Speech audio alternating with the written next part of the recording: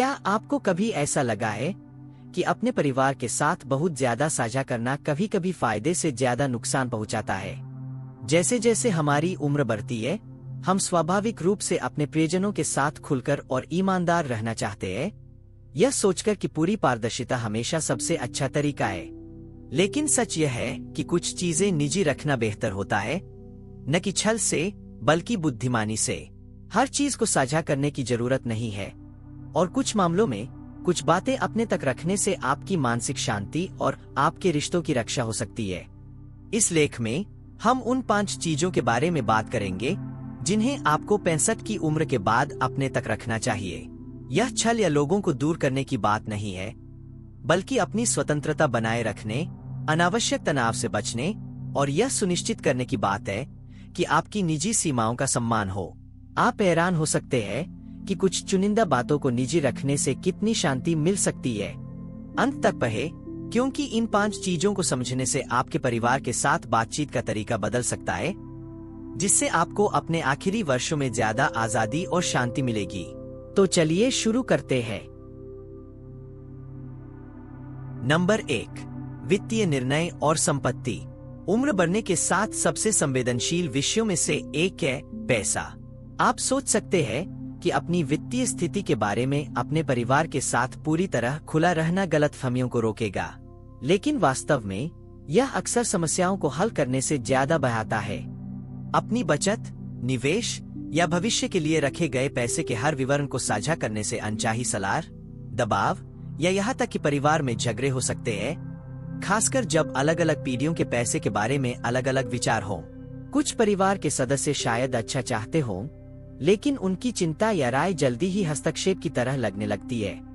और कुछ दुर्भाग्यपूर्ण मामलों में जो लोग पहले दूर थे, वे अचानक आपके वित्त में बहुत रुचि लेने लगते हैं जब उन्हें पता चलता है कि आपके पास क्या है।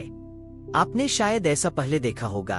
आपकी उम्र का कोई व्यक्ति अपने बच्चों के साथ अपनी वित्तीय योजनाएं साझा करता है और फिर उनके हर निर्णय पर सवाल उठने लगते हैं। शायद आपने किसी दोस्त को देखा हो जिसे लगातार यह दबाव झेलना पड़ता है कि उन्हें अपने पैसे कैसे खर्च करने चाहिए, चाहे वह छोटा घर लेने की सलाह हो, अलग तरह से निवेश करने की या पोते पोतियों के लिए ज्यादा बचाने की।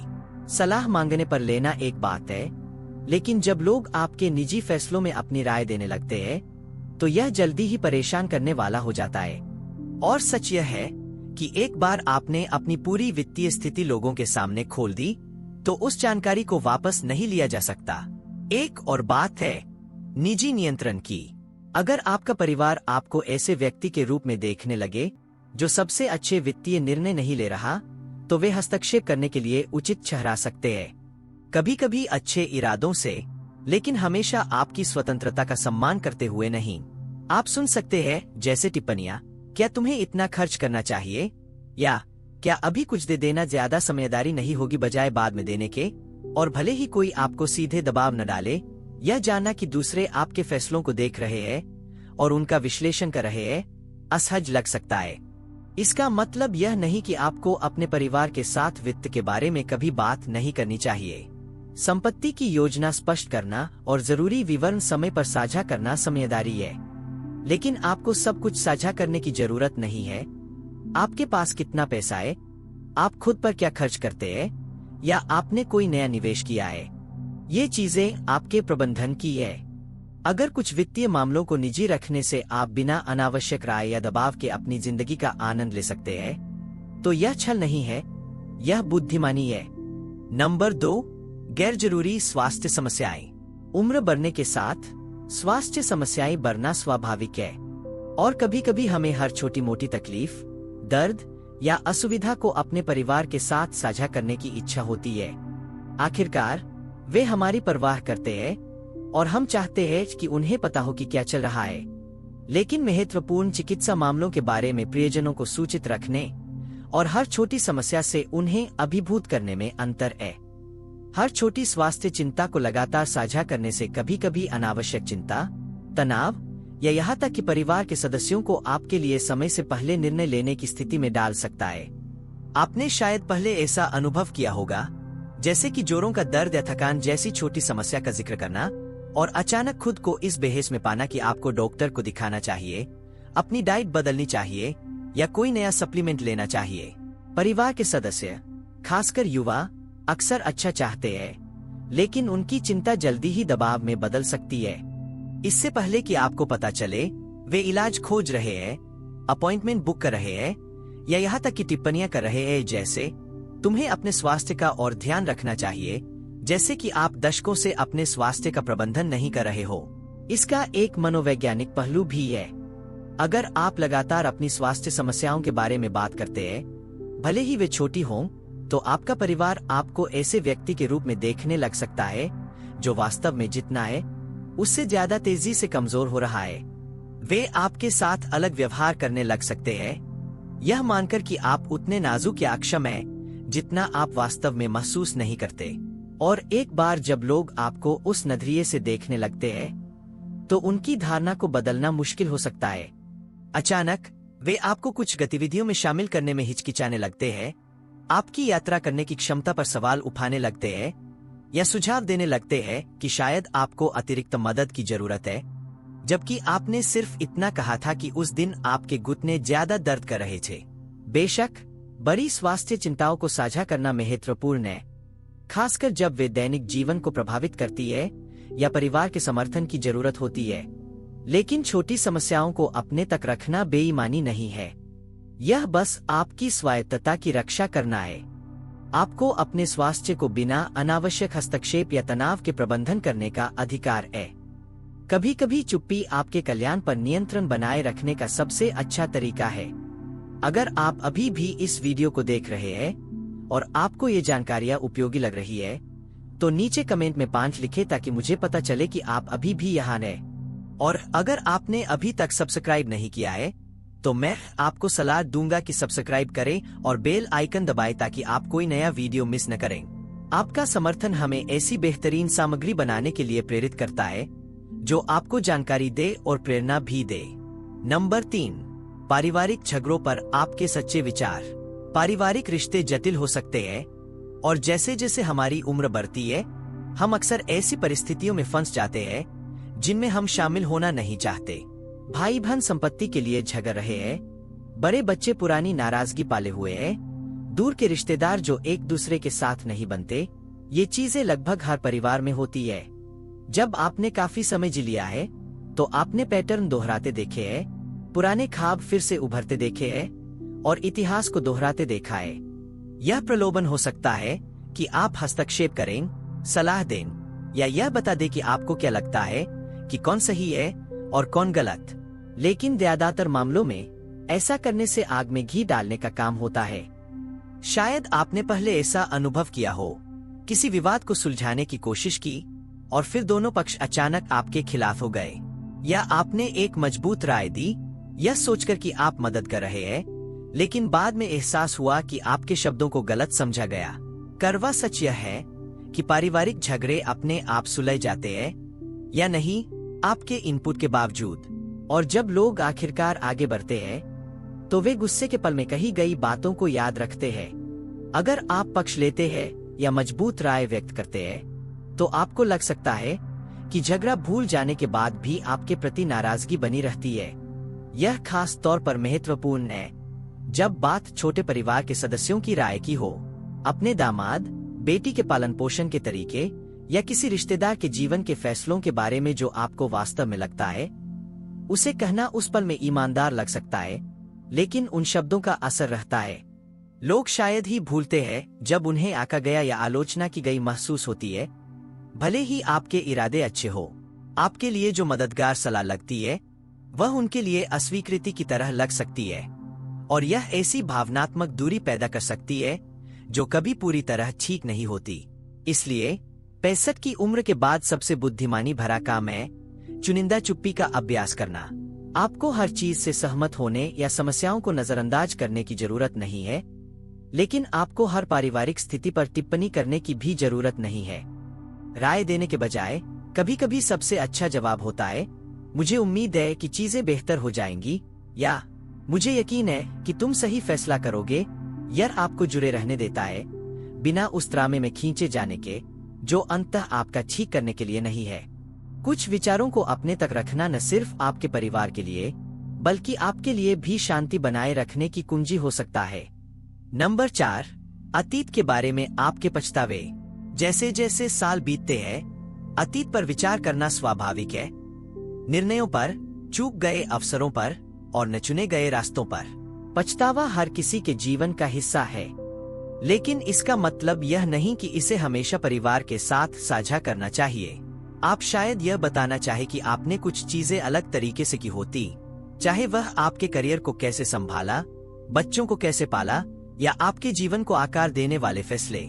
लेकिन जो आपको ईमानदारी या आत्मचिंतन लगता है, वह आपके सबसे करीबी लोगों द्वारा गलत समझा जा सकता है।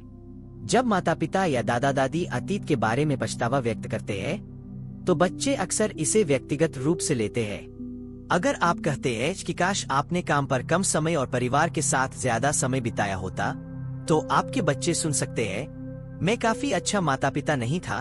अगर आप कहते हैं कि आपको किसी दूसरे शहर में नहीं जाने या किसी अलग सपने को न पाने का पछतावा है, तो वे इसे अप्रत्यक्ष रूप से यह कहने के रूप में ले सकते हैं कि उनके साथ आपका जीवन संतुष्टिदायक नहीं था, भले ही आपका मतलब वह न हो। ये शब्द रुक जाते हैं और अनावश्यक अपराध बोध या नाराजगी पैदा कर सकते हैं। यही बात रिश्तों के बारे में पछतावे पर लागू होती है।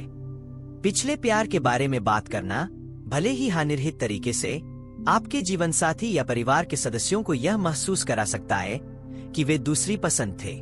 दोस्ती जो टूट गई या अवसर जो चूक गए, उनके बारे में सोचने से भी लोग आपको अलग नजरिए से देखने लग सकते हैं। आपके मजबूत, लचीले व्यक्तित्व के बजाय वे आपको अतीत में अटका हुआ व्यक्ति देखने लग सकते हैं। इसलिए कुछ पछतावे अपने तक रखना सबसे अच्छा है।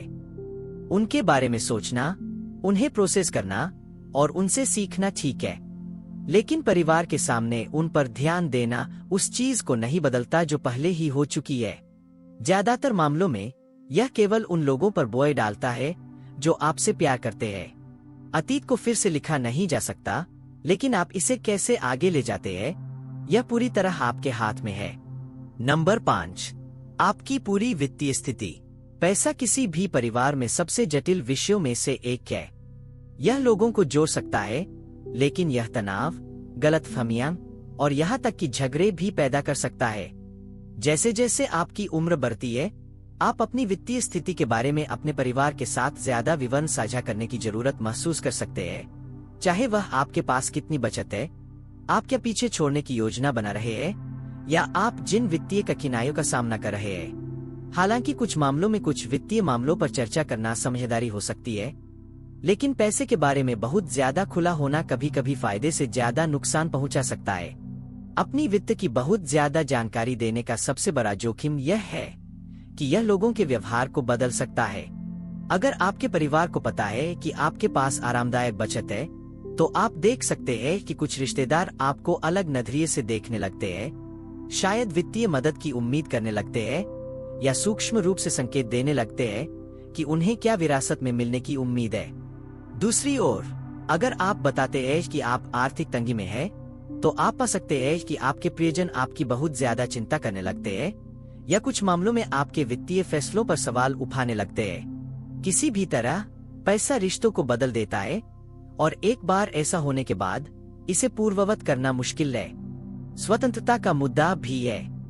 जैसे जैसे आपकी उम्र बढ़ती है, आपका परिवार आपके वित्त के बारे में जितना ज्यादा जानता है, उतना ही वे आपको वित्तीय सलाह देने के लिए हकदार महसूस कर सकते हैं, चाहे आपने मांगी हो या नहीं। कुछ लोग आपके लिए निर्णय लेना शुरू कर सकते हैं, यह सोचकर कि वे मदद कर रहे हैं, जबकि वास्तव में वे आपकी अपनी चीजों को प्रबंधन करने की क्षमता छीन रहे हैं।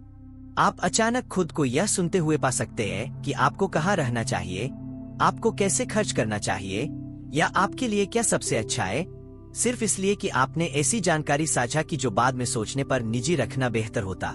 बेशक, इसका मतलब यह नहीं कि आपको सब कुछ छिपाना चाहिए। अगर आपके पास कोई भरोसेमंद व्यक्ति है, जैसे कि वित्तीय सलाहकार या आपकी संपत्ति का निष्पादक, तो अपनी योजनाओं को ठीक से दस्तावेज करना समझदारी है। लेकिन इसके बाहर सबसे अच्छा तरीका अक्सर केवल वही साझा करना है जो बिल्कुल जरूरी है, और उससे ज्यादा कुछ नहीं। कुछ विवरण अपने तक रखना आपको अपने वित्तीय भविष्य पर नियंत्रण बनाए रखने देता है, जबकि अनावश्यक तनाव या अनचाही सलाह से बचाता है। अगर आपने कभी देखा है कि पैसे की चर्चा लोगों के बातचीत करने के तरीके को कैसे बदल सकती है, तो आप पहले से ही समझते हैं कि यह सबसे महत्वपूर्ण चीजों में से एक है जिसके बारे में सावधान रहना चाहिए। अंत में, आपका वित्त आपके प्रबंधन का है और कुछ विवरण निजी रखना यह सुनिश्चित करता है कि आपके परिवार के साथ आपके रिश्ते प्यार और सम्मान पर बने रहें, न कि वित्तीय अपेक्षाओं पर। अंतिम विचार। जैसे ही हम इस लेख को समाप्त करते हैं, एक पल के लिए उन 5 चीजों पर विचार करें जिनके बारे में हमने बात की है। कुछ चीजों को निजी रखना छल या दूरी बनाने की बात नहीं है। यह आपकी शांति, आपकी गरिमा और आपके रिश्तों की रक्षा करने की बात है। हर चीज को साझा करने की जरूरत नहीं है, और कभी कभी सबसे बुद्धिमानी भरा फैसला यह जानना है कि क्या रोकना है। अपनी जिंदगी के बारे में सोचें। क्या आपने कभी परिवार के साथ कुछ साझा किया और बाद में एहसास हुआ कि इससे उनके आपको देखने का नजरिया बदल गया? या शायद आपने कुछ कहने से खुद को रोका और बाद में महसूस किया कि यह सही फैसला था। बुद्धिमानी अक्सर अनुभव से आती है, और जैसे जैसे हमारी उम्र बढ़ती है, हम सीखते हैं कि कुछ चीजें अपने तक रखना सबसे अच्छा है। उम्र बढ़ने की खूबसूरती यह है कि आपको यह स्पष्टता मिलती है कि वास्तव में क्या मायने रखता है। आपकी मानसिक शांति, आपकी स्वतंत्रता और आपके रिश्तों की गुणवत्ता। यह चुनना कि आप क्या साझा करते हैं आपको अपने जीवन पर नियंत्रण बनाए रखने देता है, जबकि आपकी कनेक्शन को मजबूत रखता है। यह लोगों को बाहर करने की बात नहीं है, बल्कि उन चीजों को संरक्षित करने की है जो उन रिश्तों को सार्थक बनाती है।